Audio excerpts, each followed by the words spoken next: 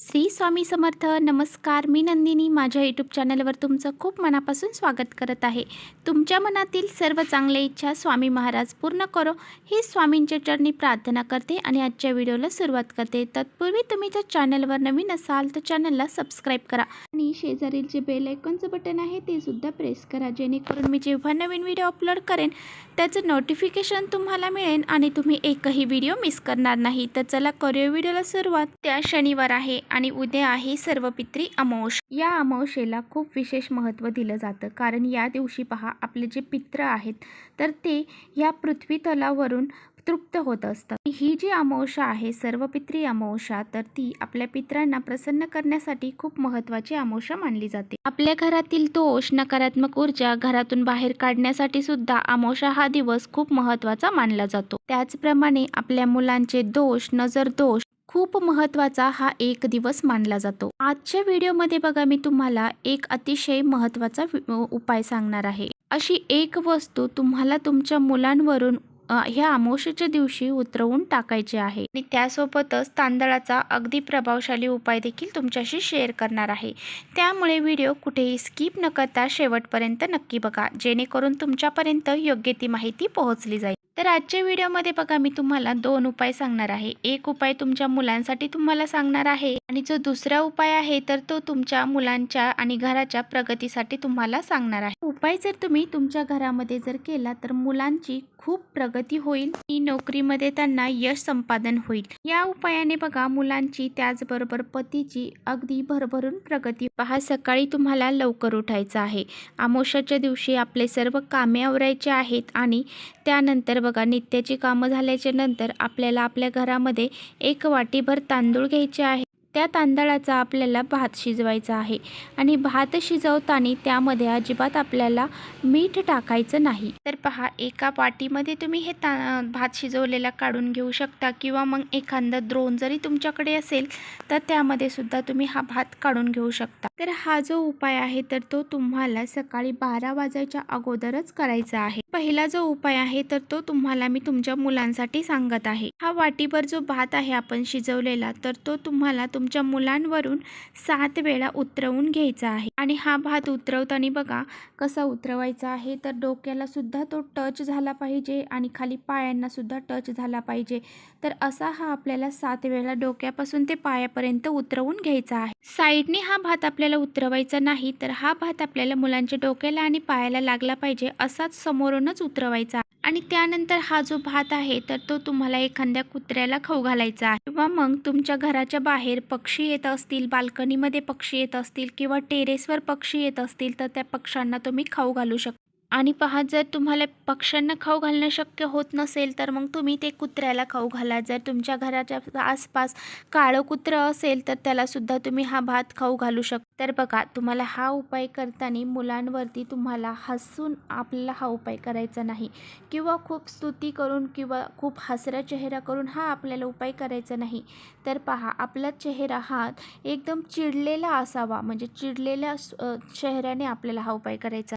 म्हणजे बघा, आपल्याला हा जो उपाय आहे तर तो रागात करायचा आहे. म्हणजे आपण खूप हसतोय असं आपल्याला हा उपाय करायचा नाही. स्तुती करत आपल्याला हा उपाय करायचा नाही. आपल्याला एकदम रागाने हा भात त्याच्यावरून उतरवायचा आहे. म्हणजे मुलांबरोबर आपल्याला बोलायचं देखील नाही, तर अगदी शांततेपणे आपल्याला ही नजर काढायची आहे. यामुळे काय होईल की मुलांवरती काही दोष असतील, संकट असतील, अडचणी असतील किंवा कुणाची बाधा असेल किंवा नजर बाधा असेल तर ह्या सर्व गोष्टी त्यांच्यावरती दूर होतील. लहान मुलं असतात बघा, झोपेतून डचकून उठतात किंवा मग रडतात, किरकिर करतात. तर अशी लहान मुलं असतील तर त्यांच्यावरून सुद्धा आपल्याला हा उपाय करायचा आहे. मग ती नंतर झोपेतून जे काही डचकणं वगैरे ते सर्व त्याचं बंद होऊन जाईल. आणि जर तुमची मोठी मुलं असतील, त्यांचं अभ्यासामध्ये लक्ष लागत नसेल, मन लागत नसेल तर त्यांचं मन सुद्धा त्या अभ्यासामध्ये लागेल. तर खूप शिकलेली मुलं आहेत परंतु त्यांना नोकरी प्राप्त होत नाही, तर त्यांना नोकरी सुद्धा प्राप्त होईल. तरच मुलांची सर्व इच्छा देखील पूर्ण होतील. इतका हा प्रभावशाली उपाय आहे. आता तुम्हाला दुसरा उपाय सांगणार आहे, तर तो उपाय आपल्याला आपल्या पतीसाठी आणि आपल्या घरासाठी करायचा आहे. तर बघा, घरामध्ये कलह होत असतील, भांडणं होत असतील, घराची प्रगती होत नाहीये, तर अशा वेळी तुम्ही हा उपाय करायचा आहे. पतीची प्रगती होत नाहीये त्यावेळेस तुम्ही हा उपाय करायचा आहे. त्याचबरोबर घरामध्ये लक्ष्मी येत नसेल किंवा मग घरामध्ये लक्ष्मी टिकत नसेल, तर अशा वेळी सुद्धा आपण हा उपाय करू शकता. त्यांचा एखादा व्यवसाय असेल, तर व्यवसायामध्ये प्रगती होत नसेल किंवा कंपनीमध्ये जात असतील, कंपनीमध्ये त्यांचं प्रमोशन होत नसेल, तर तुम्ही हा उपाय नक्कीच ह्या अमावस्येला करून पहा. तर काय करायचं आहे बघा, आपल्याला यासाठी तांदूळ लागणार आहे. तर मुठभर तांदूळ आपल्याला घ्यायचे आहेत आणि सर्वप्रथम बघा, मुठभर तांदूळ घेतल्याच्या नंतर तुमचे जे पती आहेत तर त्यांच्यावरून हे तांदूळ तुम्हाला 7 वेळा उतरवून घ्यायचे आहे. उतरवल्यानंतर बघा, हे तांदूळ तुम्हाला गाईला किंवा पक्ष्यांना खाऊ घालायचे आहेत. आणि त्यानंतर बघा, तुम्हाला परत दुसरे तांदूळ घ्यायचे आहेत, मुठभर तांदूळ घ्यायचे आहेत आणि ते तुमच्या मुख्य दरवाजा जो आहे घराचा,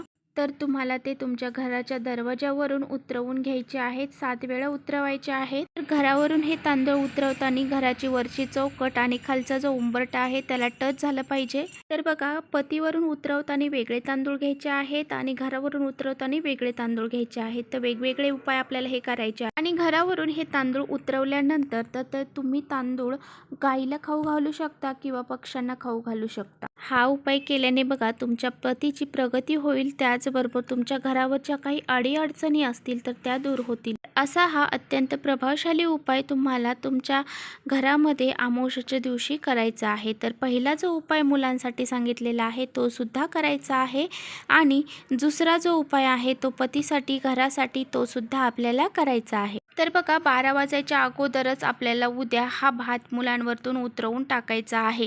जर तुम्ही 12 वाजल्याच्या नंतर जर हा उपाय केला तर या उपायाचा तुमच्या मुलांना काहीच परिणाम होणार नाही. त्यामुळे हा उपाय आपल्याला 12च्या आतच करायचा आहे. का जो तुम्हाला घरासाठी आणि पतीसाठी जो उपाय सांगितलेला आहे, तर तो उपाय तुम्हाला दिवसभरामध्ये कधीही केला तरी चालणार आहे. रात्री 12 वाजेपर्यंत तुम्ही तो उपाय कधीही केला तरी चालणार आहे. हे दोन्हीही उपाय अतिशय प्रभावी उपाय आहेत, त्यामुळे हे उपाय तुम्ही आवर्जून करा. तर आता बघा, तुम्ही म्हणताल की घरामध्ये आमच्या 2 मुलं आहेत, मग हा एकच भात आपण दोघांवरून उतरवायचा का? तर अजिबात नाही.